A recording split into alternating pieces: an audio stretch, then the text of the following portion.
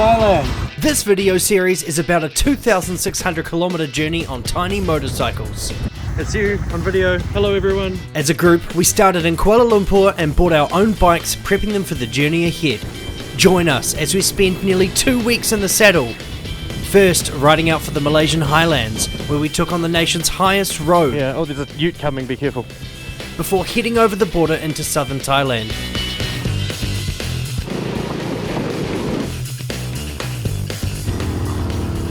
The largest capacity engine on this journey is 125cc, and we stayed in 8 different locations along the way. Anyway, this intro is long enough already. Let's kick into it.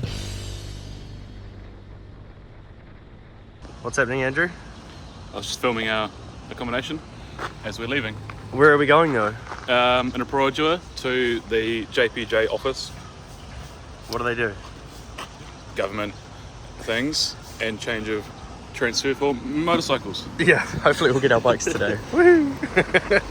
It was a beautiful Monday morning, and time to get the bikes officially in our names. We didn't film the specific process a huge amount, and you can guess why, but it involved the existing owner of each bike, which in this case was the dealer, presenting their ID and the existing ownership document. They had prepared a sale document, which was also shown, and proof of insurance, which had already been organised by the dealer, was shown. Our passports were also shown, along with photocopies, and then we did an ink thumbprint on the passport photocopies, and that was job done. A fresh document is printed with the new owner's details, and we were good to go.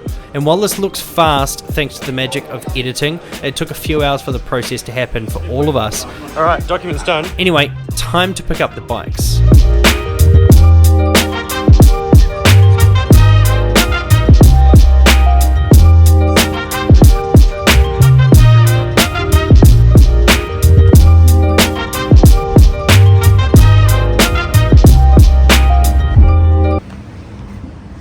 So, here we are at the motorcycle shop. We have one Andrew, Chris, Zach, Moray, and the lovely mechanic. And why are we like minutely excited? Picking up our bikes. Yeah, and they work. Let's go show them. Yeah. And that's Zach's 125 Mad Dog. Andrew, introduce us to your motorcycle. 2019 Honda Wave Alpha CC. 110, Wow. 110cc. And what features have you got? Revolving gearbox. Yeah. Oh yeah, that's right. Knee basket. Yep. Yep, knee basket. And we've just had. Heavy box. Yep. The large size one. Cool. And then yeah, my one is over here. I've got the Honda Wave Alpha 110 2020 model. 1 year new. And it's got a few less Ks. Its idles turned up higher, and I got the knee basket. I've also got this as well.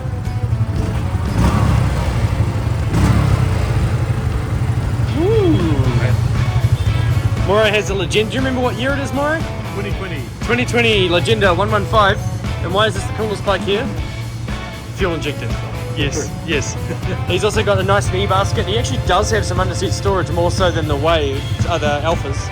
And he's got this nice box as well. And there's another Legenda here. This is Vincent. Yeah. The Mad Dog. If you need to buy a bike in Malaysia, second hand, this is your man. I forgot. Drop your number here. Yeah. Yeah. And this is the name of the shop. This is my father. And this is the father as well. Yeah. Hey, you want to take a picture of it? Yeah, we'll take a picture all together. Let's do it. And this was it, the moment we'd been waiting for. We could finally collect our bikes. It took a little bit of time for the last couple of bikes to get their racks installed that would hold the top boxes. And once that was finally complete, we received the ownership papers.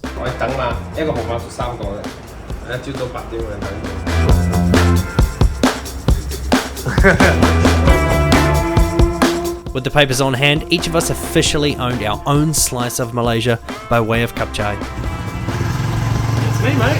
See ya.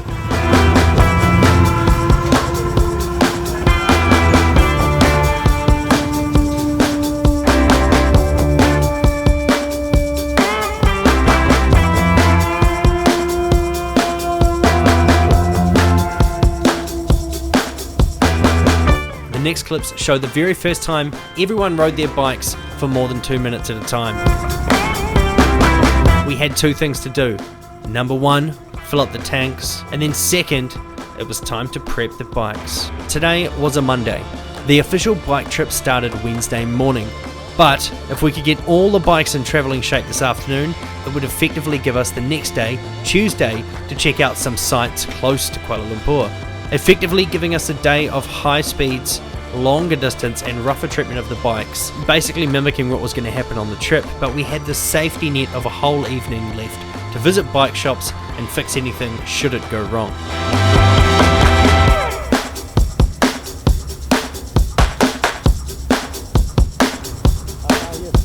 So we are here at somewhere, I don't know, what's the name of this area, Waikiat? Jalan Ipoh. Jalan Ipoh. This is Waikiat, he's coming riding with us, local. And they just got motorcycle parts all over the show, so I'm not going to say much, but I'll show you what's here. Those wheels, we talking about the white ones? Yeah, thought so. I wanted new tyres, and Waikiat knew of a good spot with multiple shops in the same location. This was Sentinel Motorcycle Heaven in Kuala Lumpur. I've made an in-depth video about this two-wheel shopping area, and it's available to watch on the Small Bike Stuff YouTube channel right now. Go and check it out. Whilst I got tyres and a new set of brake shoes, others got a mix of things, including tyres, brakes, and even centre stand lubrication. This is quite mind-blowing. There's just parts everywhere. So many things all over the show.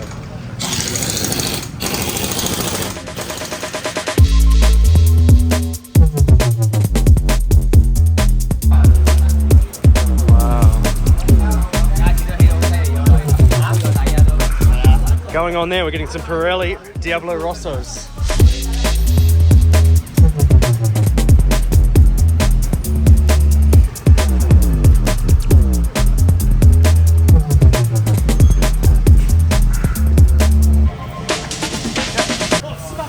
Yeah, I know, you can't get off.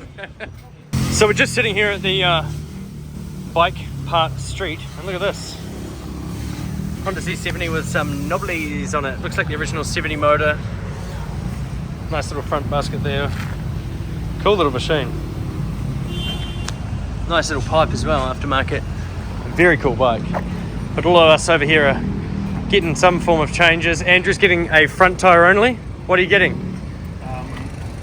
Nexus Diamond. Diamond. Yeah, boy. Yeah. I've got Pirelli Rosso Diablo Sports. He's getting one of those. Yeah, I'll get one. Okay. And I'm getting new brake pads now, and Chris is getting a new set of bearings. Front wheel bearings and tyre. Thank you, brother. Waikiat would leave us to relax for a while before eventually coming back later and taking us out to Petaling Jaya, which is still technically in Kuala Lumpur, but a solid 25 to 30 minute ride from our townhouse. That's everyone here.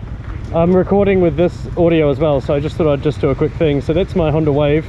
There's a Legenda carbureted 115, the Mad Dog Honda Wave 125. Well, it was okay, and now it's not worth anything. And then you've got Andrew's got the same bike, and then Waikiat, he's riding an NMAX, but he'll be bringing a Monkey, and then we've got the fuel injected Legenda. Okay, let's do it. While some were relaxing, others were adding accessories onto their bikes, and I didn't get much footage of this due to the excessive heat. Anyway, time to head to Petaling Jaya.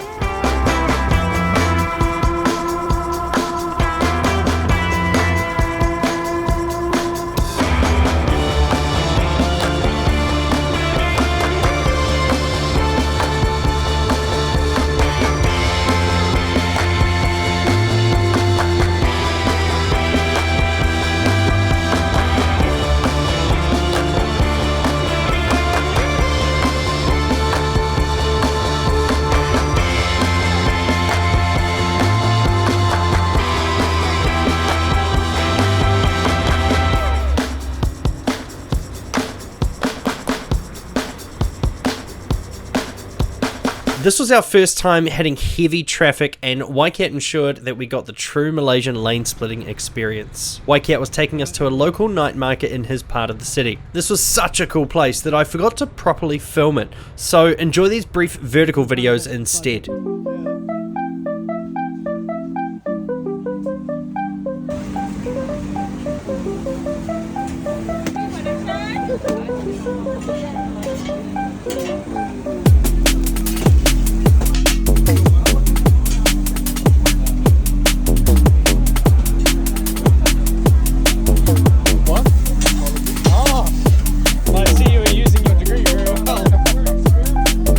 Market done, we made a quick stop at one of Malaysia's biggest shopping malls purely for a visit to Mr. DIY, a shop so great it needs its own entire video. Once again, I didn't film this part, so you'll just have to watch us heading into the underground motorcycle park.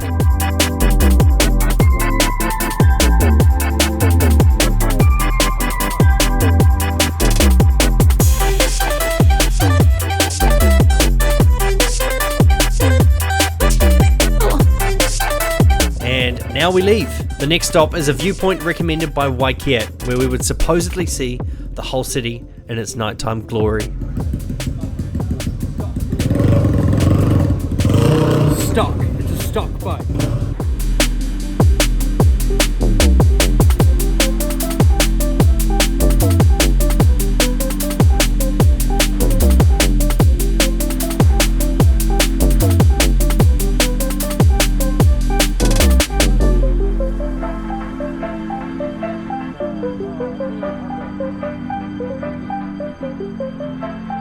We rode to the top of this at first unassuming hill, but by the time we got to the top, we had an uninterrupted view of the entire capital city. Oh no, it's blocked.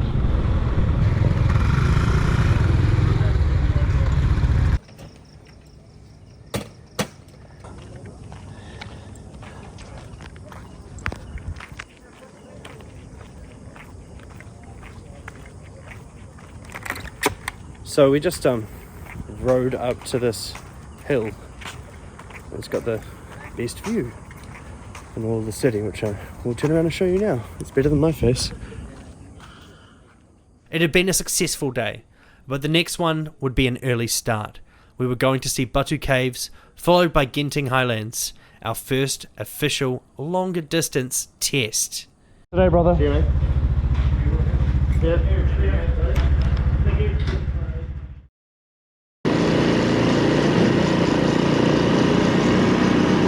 Today was special. It was my 4th day of being in Malaysia and the first day that would ride properly on our new purchases. It was early in the morning, before sunrise, and the plans were firstly to get breakfast.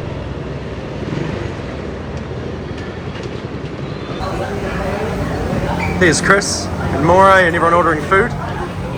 We've come to this little breakfast place basically to eat before we go up to Batu Caves. So we're going to head up to Batu Caves and then we're going to go to Genting Highlands. And then once we've gone to Genting Highlands, we're going to come home. Heck, I mean, it's not much after 7 AM and I am already a pile of sweat, which reminds me, the heat. This whole trip we were sitting around 32 degrees Celsius or 90 in freedom units. And this was during the middle of the day, with the only respite being early mornings, late evenings, and then our time in the Cameron Highlands, which was cooler due to its elevation. Oh, your camera's on too. Yeah, right, look forward, don't look at me. This wasn't a long day of riding, maybe 150 kilometers total, but it gave us the chance to test each machine on the open road. We'd be experiencing heavy traffic, steep hills, busy highways, and more. It was likely we'd be finished early afternoon, which meant there'd be enough time to visit the plethora of motorcycle shops in Kuala Lumpur, should their services be required. Next, it was time to visit Batu Caves, a nearby cave-based temple. And while the caves are over 400 million years old, this temple got its start in the early 1900s, and to get inside these days, you need to climb up 272 stairs. After the temple, we'd be hitting the highway for a ride up to Genting Highlands. Yeah. Come on. Yes, that's good. Woohoo.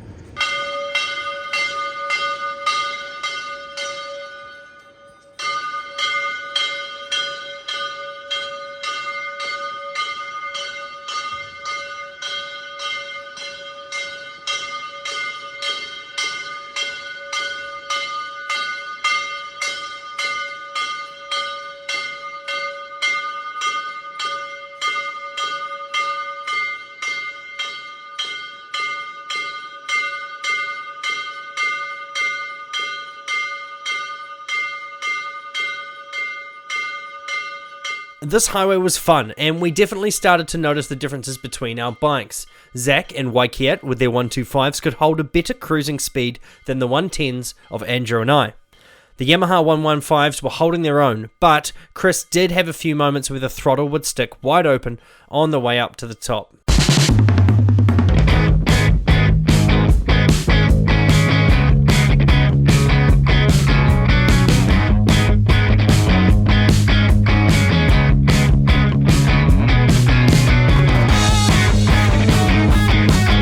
Genting Highlands itself is over 1800 metres above sea level and is essentially a hill resort, featuring multiple casinos, an incredible temple, cable cars, a theme park, shopping outlets, and just one of the hotels has over 7,000 rooms. Despite all those seemingly impressive features, we simply came here for the view.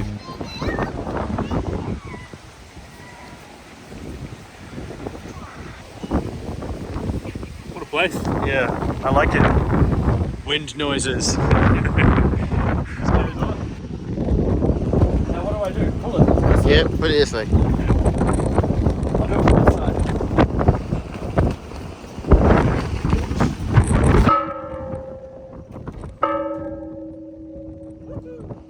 That's cool. Where's 5 again?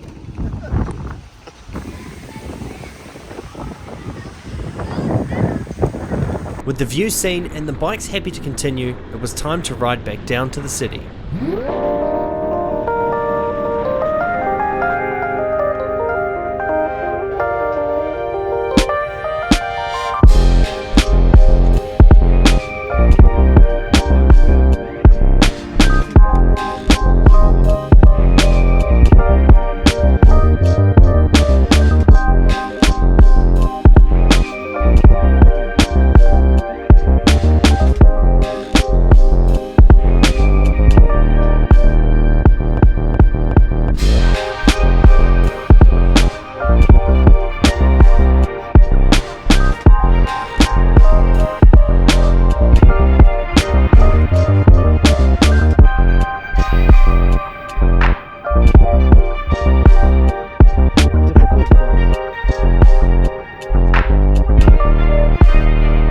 Once again, the day had been a success. We had no major issues with the bikes and the actual trip was looking positive. We would be ready to hit the road early the next morning. We spent the afternoon relaxing, test packing our bikes and getting ready for the long haul.